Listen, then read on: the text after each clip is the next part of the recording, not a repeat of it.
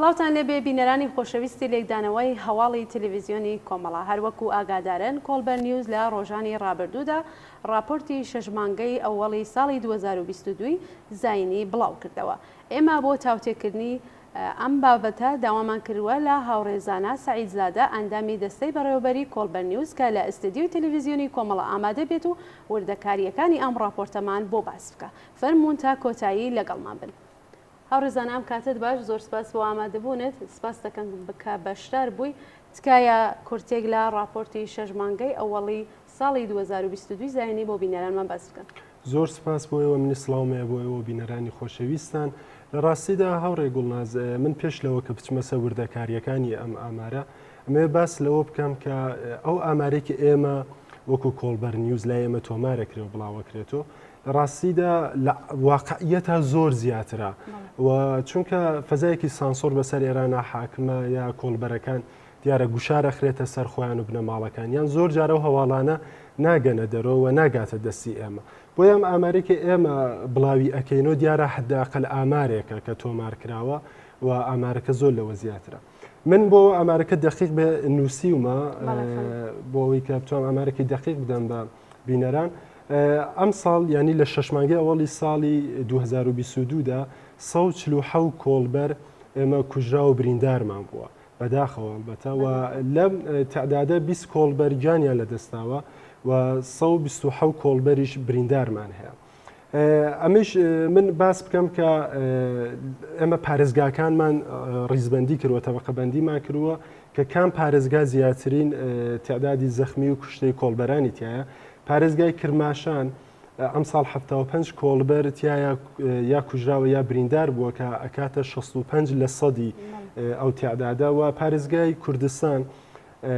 40 کۆڵبەر تایە کوژراوە یا بریندار بووە کە ئەکاتە 27% ئامارەکەەوە. پارێزگای ئەزەربایجانی ڕۆژاوە یا ورمێش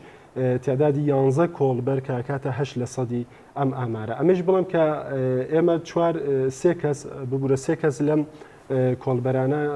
سێ کۆڵبەری ئورومیایی بوون کە بەداخەوە تازە تەرمەکانیان پیا بۆ گیانیان لە دەستا بوو ناوسەرمە ئەویش لە ئاماری شەشمانگەی ئەوەڵی ئەم ساڵی ئەماتوە. بەڵێ هاوڕێزانام ئامارە بە نیسبەت شەشمانگی یەکەمی ساڵی 2021 چه گۆڕانکاریەک بەسەری داهاتووە؟ واقعیت ئەفزایشی پیا کردووە بەداخەوە و ئەمیشە من فقط بڵم ئەفزایشەکەشی چۆنە. ئەم ساڵ هەر جۆرەکە ئەماژەم پێدا 147 کۆڵبەر کوژرا و بریندار بوون، بەڵام پارەکە هەر ئەم وەختانیانی لە راپۆرتی شەشمانگەی ئەوەڵی ئەمە هاتووە کە تعدادی 104 کۆڵبەر کوژرا و بریندارمان بووە کە ئەمە کاتە 43 کەس زیادی کردووە یا کاتە 41% ئامارەکە کە ئەمیش خۆی هۆکارگەلێکی جۆرا و جۆری هەیە. هۆکاری ئەم زیادبوونەی ئەم ئاماری بریندارەکان و کوژراوەکانی کۆڵبەران بۆشی دەگەڕێتەوە؟ پێت وایە هۆکەی سیاسیە ئابوووریە چییە؟ بۆچی من لە نمودارەکەی ئێوە دیم کە لە جوانڕۆ ئامارەکە زۆرترینە، ئەو هۆکارەکەی چییە؟ لە ڕاستیدا هەم هۆکارەکە هەم سیاسیە هەم ئابوووریە. ئێمە خۆمان تر هەموو ئەزانین کە لە ئێرانە کە لە ژێر سوڵتەی ڕژیمی جمهوری ئیسلامیایە، دیارە ڕژیمی جمهوری ئیسلامی ڕژیمێکی هەم سەرمایەدارە هەم مەزهەبیەکی مرتەجەعە و شخصی خامنەیش دیکتاتۆرێکی بێپەروایە لە کوشتار و سەرکوبە. ئێمە دیومانە کە لەم ماوە لە تەزاهورات و تەجەموعی ئاعترازی ئەسنافە کرێکاران و زەحمەتکێشان یا لە خۆپیشاندانەکانی ئابانی 98 لە خۆپیشاندانەکانی ئەم دوایانەی پارێزگاکانی جنوبی ئێرانە دیومان کە چەنە ڕژیم ڕاحەت دەسەبا بۆ ئەسڵاحە و چەنە ڕاحەت خەڵکە کوژە و چەنە بێپەرواخری کە سەرکوبەکە. ئەمە بەشێکیەتی و لەوەتی کە ڕئیسیش هاتووەتە سەرکار، ینی لە خوردادی پارەکەەوە کە ڕئیسی هاتووەتە سەرکار، ئەلبەتە شە بڵێن ڕئیسیان هێنا سەرکار، ینی ئینتسابی کرد شخصی خامنەیی ڕئیسی کە چهرەیەکی دیارە چهرەیەکی شناختە شده بوو لەباری ئەوەی کە لە دەهەی 60 عزوی هەیەتی مەرگ بوو، چ جنایەتایەکی کرده بوو و هێنای کە بە جۆرێک بۆ حفزی نظام سەرکوتێکی زیاتر بکات. ڕژیمیش ئێستا زانین تووشی قەیرانەوە، ئەم قەیرانشی بەسەر خەڵک ئاشکانوتەوە. خەڵک لە ناو جامعی ئێرانە ئێستا تووشی قەیرانی بێکارین،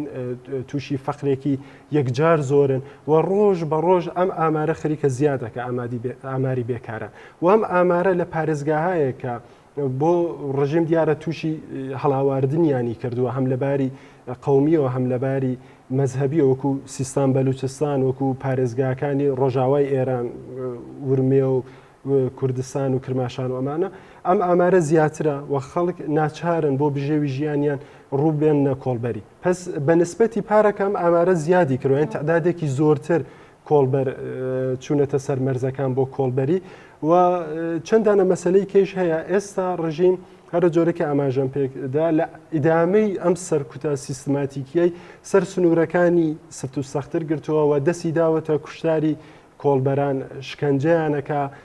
عزیێتیانەکە بارەکانیانەگرێەوە زۆر جار دیومانە کە تەنها سەرمایی کۆڵبەران کە زۆر جار هێسر و ئەسپەکانیانن ئەوانیان لێ ئەکوژن کامڵەن بە شێوەیەکی وحشیانە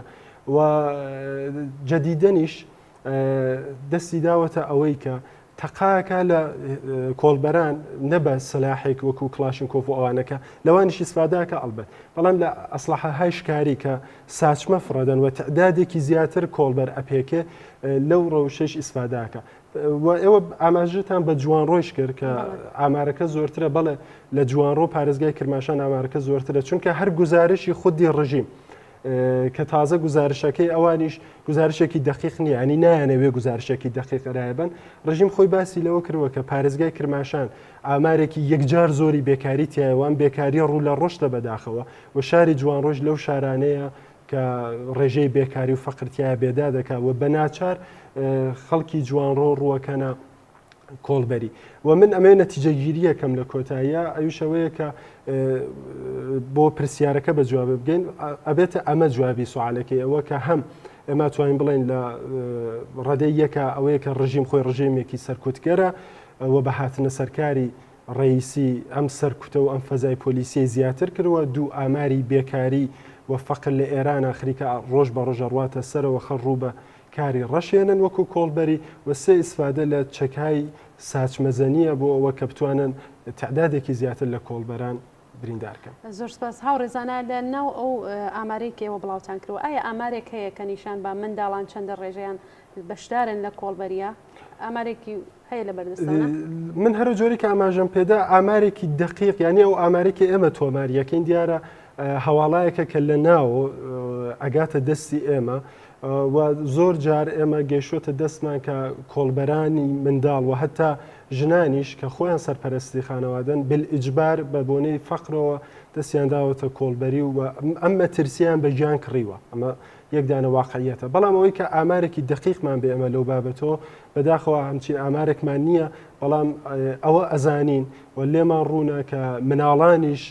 کاری کۆڵبەریەکەن و نەتەنها کودەکی کارن ئێستا مناڵی کارن بەڵکو مەترسی گیانیشیان لەسەر سنوورەکان و ئەم مەترسیە بەشێکی ئەڵبەتە هەر ئەتوانین بڵێن ڕاستەوخۆ ڕژیمە